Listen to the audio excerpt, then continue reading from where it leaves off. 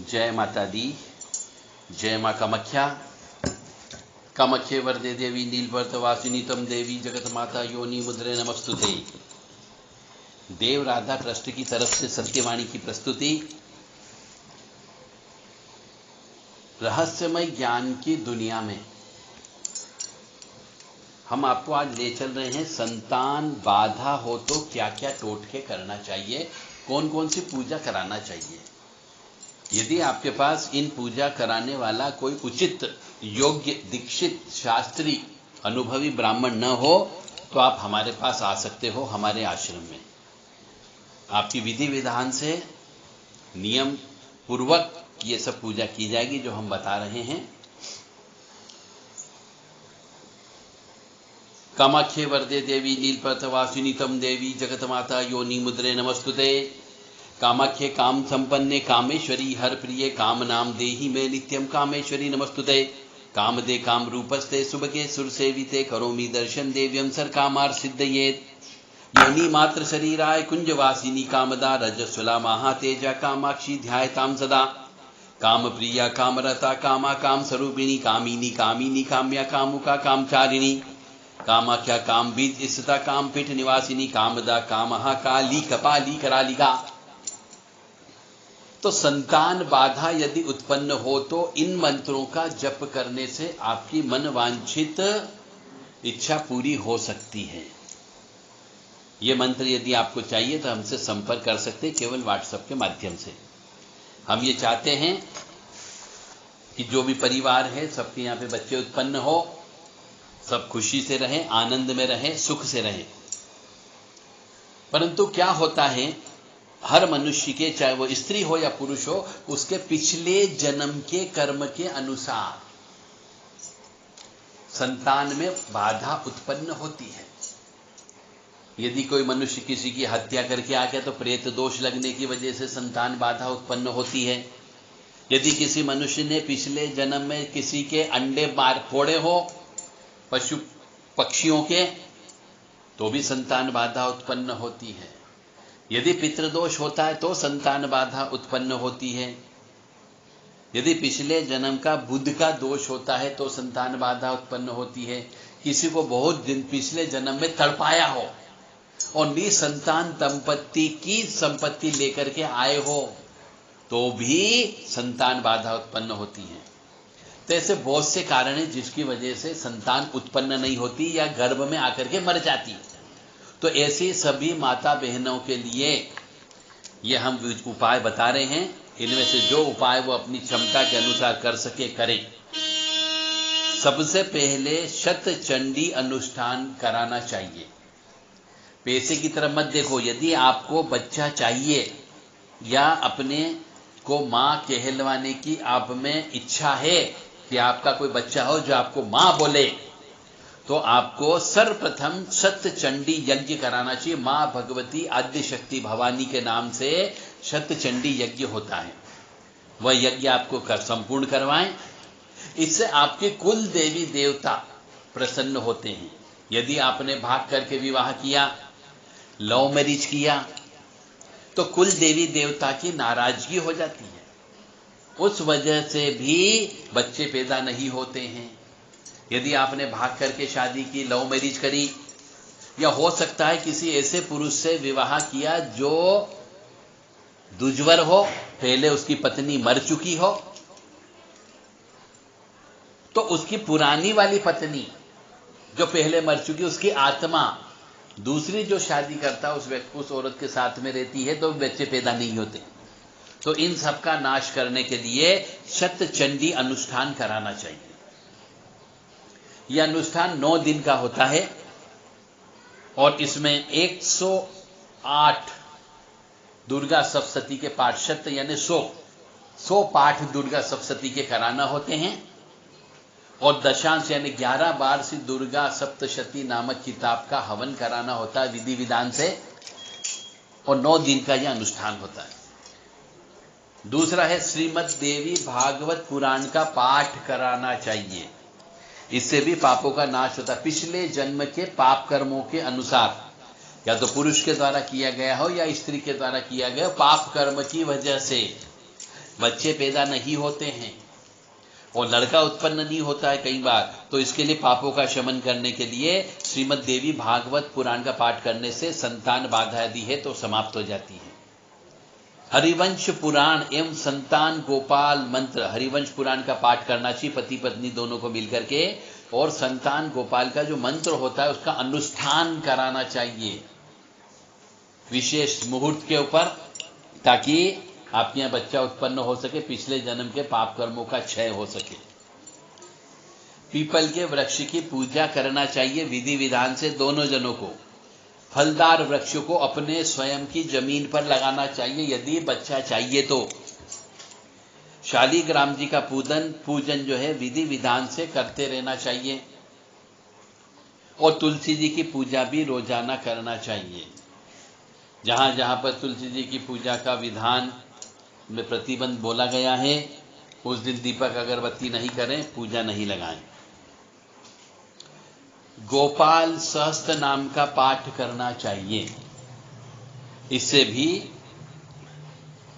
आपके यदि पिछले जन्म के पाप कर्मों के अनुसार यदि संतान बाधा है तो वह दूर हो जाती है। गोपाल सहस्त्र नाम का पाठ कम से कम 1000 बार कराना चाहिए। विभिन्न पवित्र जड़ी बूटियों को उबालकर उस पानी से स्नान करना चाहिए दोनों जनों को, ताकि पापों का शमन हो। यानी पाप नाश करने के लिए विभिन्न जड़ी बूटियां जो विशेष आती है, उन जड़ी बूटियों को उबालकर उस पानी से स्नान करना चाहिए। इसके लिए भी कुछ नियम हैं कि ये स्नान कब करना चाहिए, किस समय करना चाहिए, क्या विधान है, क्या पूजा करके स्नान करना चाहिए। नवग्रह शांति हवन जो है यज्ञ, ये प्रत्येक महीने में कराते रहना चाहिए। नवग्रह शांति हवन प्रत्येक माह कराना चाहिए, ताकि आपके ग्रह नक्षत्रों के दोष की वजह से यदि आपके यहाँ संतान उत्पन्न नहीं हो रही है तो वह संतान उत्पन्न होने में तकलीफ नहीं देंगे।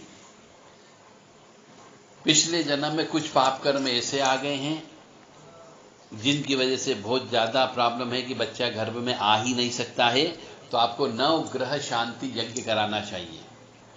क्योंकि पिछले जन्म के पाप कर्मों का जब तक शमन नहीं होगा आपके यहाँ संतान उत्पन्न नहीं होगी, यदि बंधात्मक योग है तो। मांस, मछली, शराब का सेवन पति पत्नी दोनों को नहीं करना है। यदि जिसके यहाँ बच्चे पैदा नहीं हो रहे हैं उनको नवग्रह, उनको मांस, मछली और शराब का सेवन बिल्कुल भी नहीं करना है।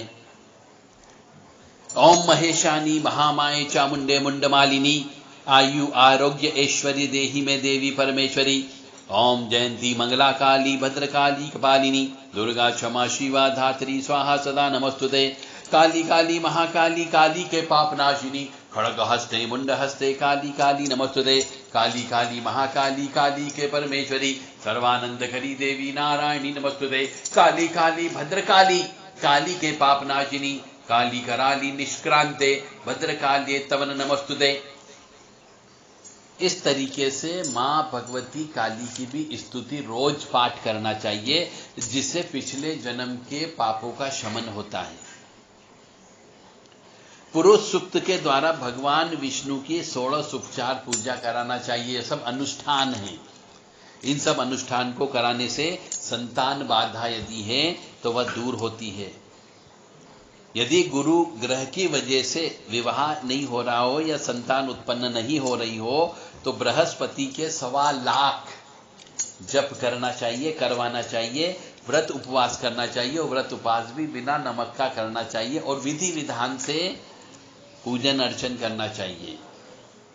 पितरों का श्राद्ध नियमित रूप से करते रहना चाहिए।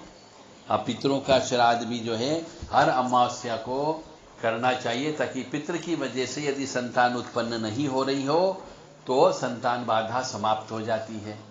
पितरों की शांति के लिए श्रीमद् भागवत महापुराण की कथा घर में कराना चाहिए पितरों की शांति के लिए, और उसके बाद में नारायण बलि का कार्यक्रम कराना चाहिए। यदि आपके पिछले जन्म के कर्म के अनुसार कोई प्रेत दोष है तो वो प्रेत दोष इस श्रीमद् भागवत महापुराण का पाठ करने से समाप्त हो जाता है। और प्रेत जब मुक्त हो जाता है तो आपके यहाँ बच्चे पैदा होने लगते हैं। संतान बाधा यदि उत्पन्न है तो आपको सूर्य नारायण भगवान का जप करना चाहिए, हवन करना चाहिए, व्रत उपवास रखना चाहिए। यानी कि रविवार के दिन जो है तेल नहीं खाना चाहिए, नमक नहीं खाना चाहिए, अदरक भी नहीं खाना चाहिए, तो आपका उपवास पूरा माना जाएगा। आदित्य हृदय स्त्रोत का पाठ करना चाहिए। और यदि पितृदोष, नाग दोष, काल सर्प दोष, श्राद्ध कर्म, अमावस्या दोष, इनकी वजह से बच्चे उत्पन्न नहीं हो रहे हैं तो नाग पंचमी का दिन विशेष पूजन अर्चन करें, रुद्र अभिषेक करें और चांदी के नाग नागिन का जोड़ा ला करके पूजन अर्चन कर बहती नदी में उनका विसर्जन करना चाहिए। और यदि कोई सपेरा मिल जाए जिसके पास नाग हो तो उन नागों को जंगल में छुड़वाना चाहिए। यह कार्य बहुत विधि विधान से करना चाहिए ताकि आपके यहाँ बच्चे उत्पन्न हो सके, क्योंकि प्रेत दोष होने की वजह से भी बच्चे उत्पन्न नहीं होते हैं। नाग पंचमी यानी नाग दोष होने की वजह से भी बच्चे पैदा नहीं होते हैं। श्रावण शुक्ल एकादशी और पौष शुक्ल एकादशी, ये 2 एकादशी आती है। इस दिन का व्रत उपवास विधि विधान से करना चाहिए ताकि आपके यहाँ बच्चे उत्पन्न हो सके। जिसके यहाँ बच्चे उत्पन्न नहीं हो रहे हैं उन्हें मैं तो एक चीज कहूंगा कि जितनी भी एकादशी आती है हर एकादशी का उन्हें विधि विधान से उपवास करना चाहिए। एकादशी के दिन नमक ग्रहण नहीं किया जाता है, तेल ग्रहण नहीं किया जाता है, पूर्णतः फलाहार लेकर के ही एकादशी का व्रत उपवास करना चाहिए। व्रत उपवास के दिन पति पत्नी को रमण नहीं करना चाहिए, एक दिन पहले और उस दिन भी। और इस बात का अवश्य ध्यान रखें कि यदि एकादशी व्रत उपवास करते हैं तो श्री हरि विष्णु की पूजा अवश्य करें। अश्विन कृष्ण पक्ष की अष्टमी को जीवित पुत्री का व्रत एक होता है। अश्विन कृष्ण पक्ष की अष्टमी के दिन जीवित पुत्रिका के नाम से व्रत होता है, उसकी कथा करनी चाहिए, पढ़ना चाहिए और व्रत उपवास रखना चाहिए। तो आपको संतान बाधा यदि है तो वो कम हो सकती है। यानी गर्भ के अंदर बच्चे बार बार गिरते हो, गर्भ में बच्चे आ जाते हो पर मर जाते हो, तो उन पुत्रों को, उन पुत्रियों को जीवित रखने के लिए ये व्रत किया जाता है। शनि प्रदोष व्रत करने से भी संतान बाधा में यदि उत्पन्न है, परेशानी है, तो परेशानी दूर होती है। सावन के महीने में पुत्रदा एकादशी का नियम पूर्वक व्रत उपवास रखना चाहिए। सावन के महीने में पुत्रदा एकादशी का नियम पूर्वक व्रत उपवास रखना चाहिए ताकि आप रात्रि जागरण भी कर सकें और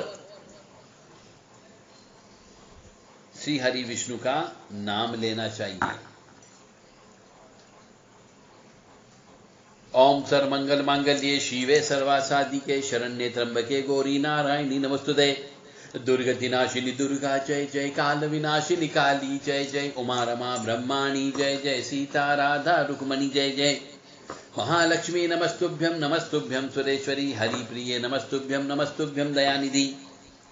और एक विशेष बात, 1 वर्ष तक मंगलवार का व्रत उपवास रखना चाहिए। फिर मंदिरों में पूजा करने वाले ब्राह्मणों को, 52 ब्राह्मणों को 1 वर्ष के बाद में भोजन कराना चाहिए। यथाशक्ति यथायोग्य सामर्थ्य के अनुसार उनको दान दक्षिणा देकर के तृप्त करना चाहिए। और ये मंगलवार का जो व्रत उपवास है, 1 वर्ष का जो नियम है, यह व्रत जो है मार्ग शीर्ष मास में अथवा वैशाख मास में प्रारंभ करना चाहिए, अच्छा माना जाता है। या जल जल प्रज्वल अग्नि रूपाय ओम हौम ह्रीं सिं ज्वाला देवी नमः। देवी प्रपन्नताति हरे प्रसीद प्रसीद मातर्ग जोखिलस्य प्रसीद विश्वेश्वरी पाई विश्वंतमीश्वरी देवी चराचरस्य। शुभम करोति कल्याणम आरोग्यम धन संपदा शत्रु बुद्धि विनाशाय दीप ज्योति नमस्तुते। तो इस प्रकार से संतान बाधा यदि किसी भी माता बहन को है कि बच्चे गर्भ में आते हैं परंतु मर जाते हैं, या बच्चे गर्भ में ही नहीं आते हैं, तो उनके लिए यह विशेष उपाय है। इनसे ईश्वर की कृपा यदि हो गई, आपके पिछले जन्म के पाप कर्मों का शमन हो गया, तो निश्चित तौर से आपके यहाँ वंश वृद्धि अवश्य होगी। परंतु जितनी भी पूजा करें, इन सब पूजा में आपको पूर्णतः विश्वास रखना होगा। यदि आप 1% भी नास्तिक हो तो फिर ये पूजा मत करवाइए। आपके यहाँ पिछले जन्म के कर्म के अनुसार आपके भाग्य में जो लिखा है वो होके रहेगा। पर आप भाग्य को बदल सकते हो इन पूजा पाठ और जप तप और हवन के माध्यम से। प्रयास करते रहिएगा ताकि ईश्वर की कृपा आप तक प्राप्त हो जाए। माँ भगवती जगत जननी आद्य शक्ति भवानी आह्लादिनी शक्ति कष्ट निवारिणी दुख निवारिणी महिषासुर मर्दिनी मधुकैट भंती चंड मंडनाशिनी रक्त बीज विनाशिनी शुंभ निशुंभ मर्दिनी धूमलोचन सनंत्री श्री वाहिनी पापनाशिनी क्लेशनाशिनी सर्वशत्रु नाशिनी सर्वदुष्ट नाशिनी सर्वसृष्टिकारिणी परमेश्वरी सत्य विज्ञान स्वरूपा नित्या अखिल ब्रह्मांड की अधिष्ठात्री भगवती महामाया जगदम्बिका आपको सुखी रखे, स्वस्थ रखे, प्रसन्न रखे, सुख समृद्धि शांति प्रदान करे, ऐसी कामना हम माँ भगवती से करते हैं। मैं पुनः कहूँगा, यदि आपका घर बहुत छोटा हो, यदि आपके यहाँ पे आपके परिवार के अन्य सदस्यों की वजह से आप घर पे कोई पूजन अर्चन नहीं करवा सकते हो, आपको यदि कोई उचित ब्राह्मण नहीं मिल पा रहा हो, अनुभवी व्यक्ति नहीं मिल पा रहा हो, तो आप हमसे संपर्क कर सकते हैं। आपकी इनमें से जो पूजा आप कराना चाहें वो पूजा आप हमारे यहाँ पे तीर्थ स्थान पे आकर के नर्मदा जी के किनारे आश्रम पे रह करके पूजन अर्चन संपन्न करवा सकते हो। फल उतना ही प्राप्त होगा जैसी पूजन अर्चन होगी। जय माता दी, जय माँ कामाख्या। संपर्क करने के लिए 9893128047 पर संपर्क करें केवल व्हाट्सएप के माध्यम से, या 7649862712 पर संपर्क कर लें, या 9713271212 पर संपर्क कर लें। केवल व्हाट्सएप के माध्यम से करें तो हमें बड़ा प्रसन्नता होगी। जय माता दी, जय माँ कामाख्या।